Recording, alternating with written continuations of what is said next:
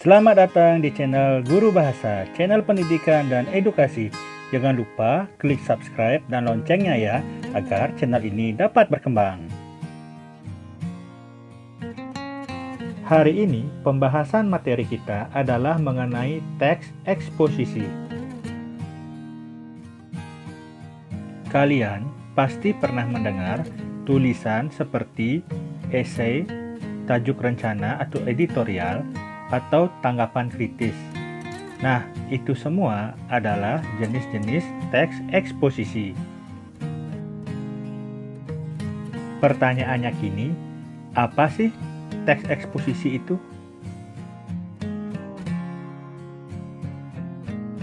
Jadi, teks eksposisi adalah teks yang mengemukakan sejumlah pendapat disertai fakta yang memuat dorongan, penilaian, atau ajakan-ajakan tertentu kepada khalayak.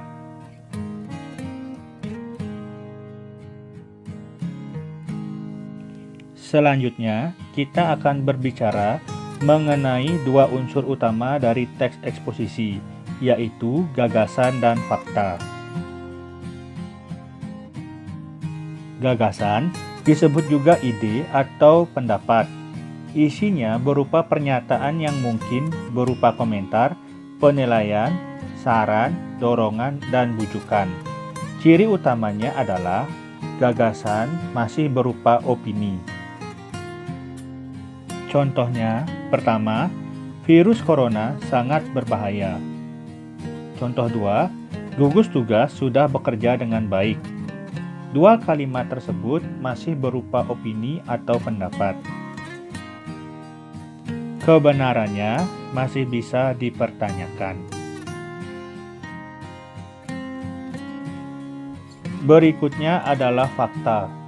Fakta adalah keadaan atau peristiwa yang merupakan kenyataan, sesuatu yang benar-benar ada atau terjadi.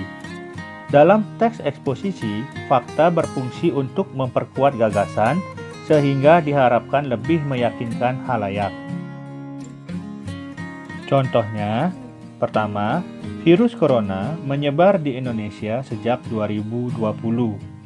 Kedua, jumlah penderita virus corona di Indonesia mencapai 57.000 jiwa. Kedua kalimat tersebut merupakan fakta karena kebenarannya tidak bisa dibantah.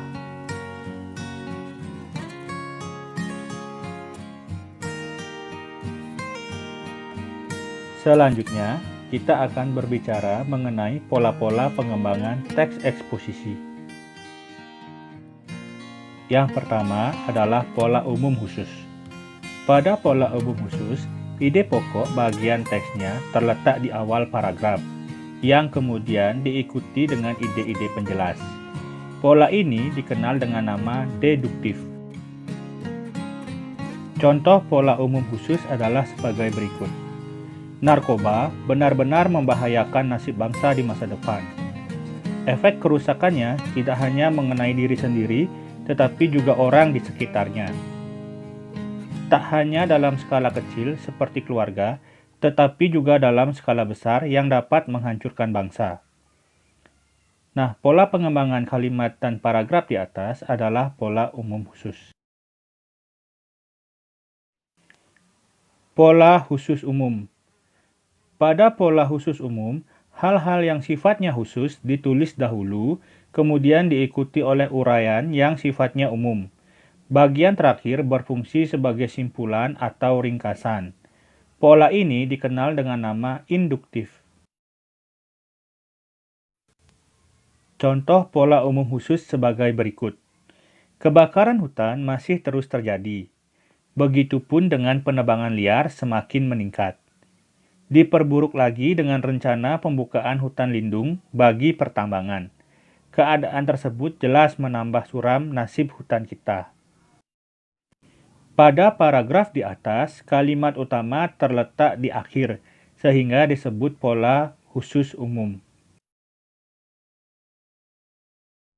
Selanjutnya, pola ilustrasi. Pada pola ilustrasi, gagasan-gagasan umum menggunakan ilustrasi konkret atau nyata yang berfungsi untuk membuktikan suatu pendapat. Contoh pola ilustrasi adalah sebagai berikut. Tidak semua bidang yang ada dapat dikuasai seorang anak. Orang tua atau guru sebaiknya mengarahkan anak untuk menguasai bidang yang dia sukai. Misalnya, jika sang anak menyukai bidang tulis-menulis, maka arahkan anak agar ke bidang tersebut. Siapa tahu suatu hari nanti dia akan menjadi sastrawan atau wartawan yang hebat. J.K. Rowling dan Dewi Lestari merupakan contoh penulis yang sukses. Selanjutnya, pola perbandingan. Pada pola perbandingan, dilakukan suatu perbandingan yang ditentukan oleh perbedaan atau kesamaan berdasarkan aspek tertentu. Contoh pola perbandingan adalah sebagai berikut. Perlu adanya kerjasama dari berbagai komponen agar pendidikan semakin baik, seperti halnya bangunan yang akan berdiri dengan kokoh jika semua komponen bersatu padu. Maka dari itu, pemerintah, guru, siswa, dan orang tua harus bahu-membahu agar kualitas pendidikan kita dapat maju. Selanjutnya, kita akan berbicara mengenai kalimat utama dan gagasan umum atau ide pokok. Kalimat utama adalah kalimat yang mengandung gagasan pokok yang digunakan untuk membangun isi paragraf. Berdasarkan letaknya, kalimat utama ada 3, yaitu deduktif, induktif, dan campuran. Yang pertama adalah paragraf deduktif. Paragraf deduktif adalah paragraf yang kalimat utamanya terletak di awal paragraf. Contohnya, SMP Indonesia merupakan sekolah favorit. Banyak siswa berprestasi dari SMP tersebut. Lulusannya pun selalu diterima di sekolah unggulan. Kalimat utama paragraf tersebut adalah SMP Indonesia merupakan sekolah favorit yang terletak di awal paragraf. Selanjutnya paragraf induktif. Paragraf induktif adalah paragraf yang kalimat utamanya terletak di akhir atau pada kalimat penutup paragraf. Contohnya, banyak siswa berprestasi dari SMP Indonesia. Lulusannya pun selalu diterima di sekolah unggulan. Tidak heran, SMP Indonesia merupakan sekolah favorit. Kalimat utama paragraf tersebut terletak di akhir, yaitu tidak heran SMP Indonesia merupakan sekolah favorit. Berikutnya paragraf campuran. Paragraf campuran adalah paragraf yang kalimat utamanya terletak pada kalimat pertama dan kalimat terakhir. Dalam paragraf ini terdapat 2 kalimat utama. Kalimat terakhir paragraf ini merupakan penegasan dari pernyataan yang dikemukakan dalam kalimat pertama. Contohnya, SMP Indonesia merupakan sekolah favorit. Banyak siswa berprestasi dari SMP tersebut. Lulusannya pun selalu diterima di sekolah unggulan. SMP Indonesia selalu menjadi sekolah percontohan.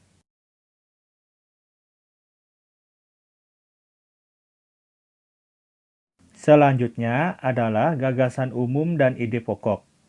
Gagasan umum atau ide pokok adalah kalimat yang menjadi inti suatu paragraf.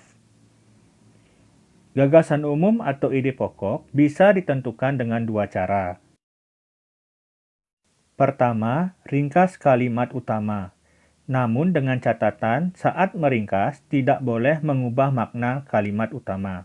Contoh, bunga mawar itu indah, diringkas menjadi bunga mawar indah. Walaupun diringkas, tetapi makna kalimat tetap sama. Kedua, ditulis sama dengan kalimat utama. Artinya, kalimat utama tidak bisa diringkas, karena saat diringkas menyebabkan makna yang berbeda. Contoh, sebagian besar sinetron bertema percintaan. Kalimat utama tersebut tidak bisa diringkas, karena jika diringkas akan menyebabkan perubahan makna kalimat.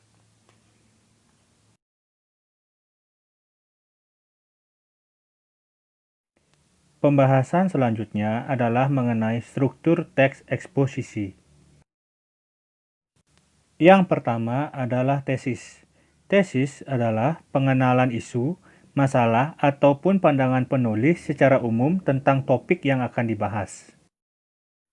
Contohnya, jika pemerintah tidak cepat bertindak, dalam 10 tahun mendatang, hutan Sumatera akan musnah dan diikuti oleh musnahnya hutan Kalimantan. Bagian tersebut disebut tesis karena mengenalkan permasalahan utama, kemungkinan musnahnya hutan.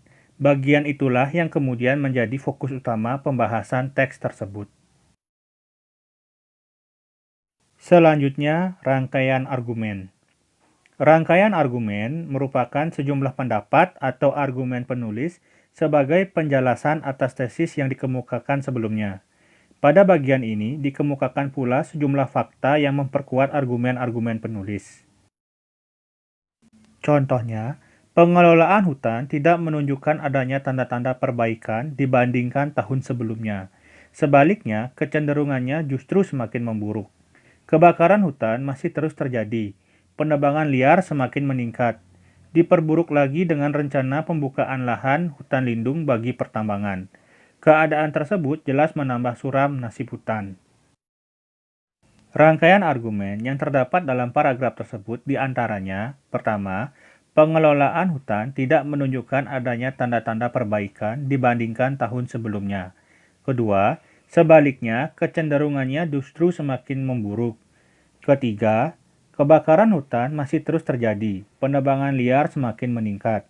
Keempat, diperburuk lagi dengan rencana pembukaan lahan hutan lindung bagi pertambangan. Dan yang kelima, keadaan tersebut jelas menambah suram nasib hutan selama ini. Terakhir, penegasan ulang. Penegasan ulang merupakan perumusan kembali secara ringkas.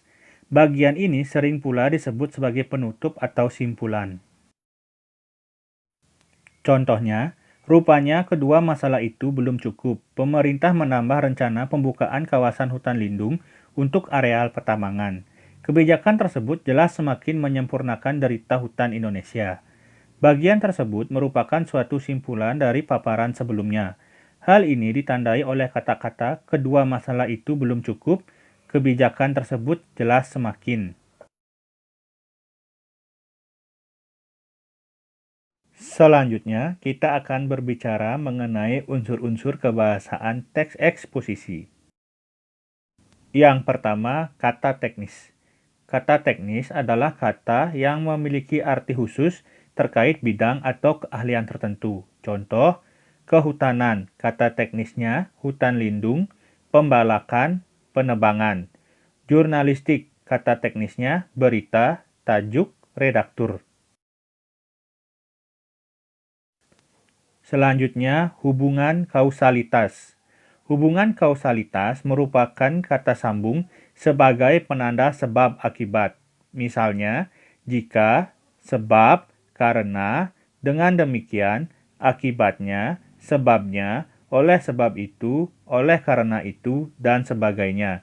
Contoh, jika kawasan wisata sudah padat, perlu dicarikan solusi. Kata jika merupakan hubungan kausalitas. Berikutnya, hubungan kronologis.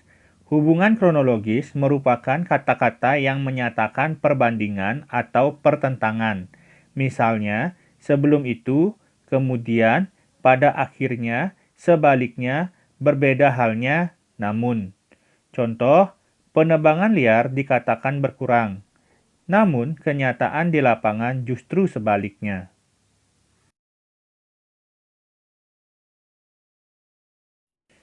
Berikutnya, kata kerja mental.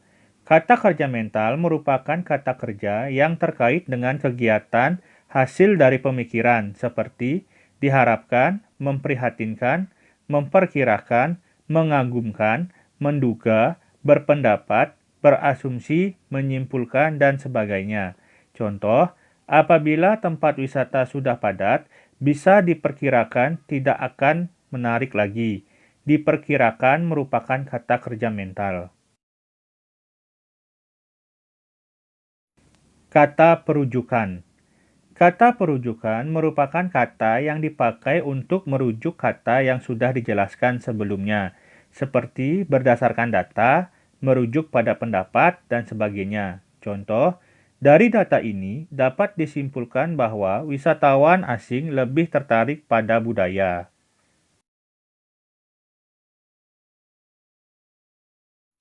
Selanjutnya, kata persuasif. Kata persuasif adalah kata yang digunakan untuk memengaruhi seseorang, seperti hendaklah, sebaiknya, diharapkan, perlu, harus, dan sebagainya. Contoh, masyarakat harus diajarkan cara mengolah sampah organik dan anorganik.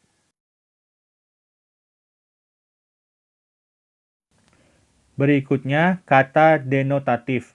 Kata denotatif adalah kata yang bermakna sama dengan kata aslinya atau bermakna sebenarnya. Contoh, kebakaran hutan masih terus terjadi. Penebangan liar semakin meningkat.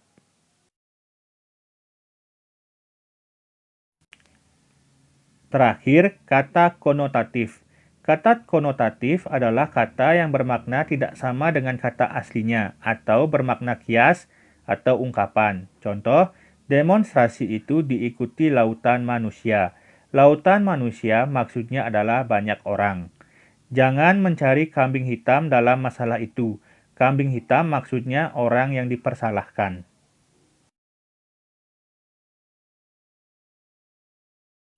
Terima kasih sudah menyaksikan video ini. Jangan lupa like, komen, dan share agar video ini lebih bermanfaat untuk kita semua.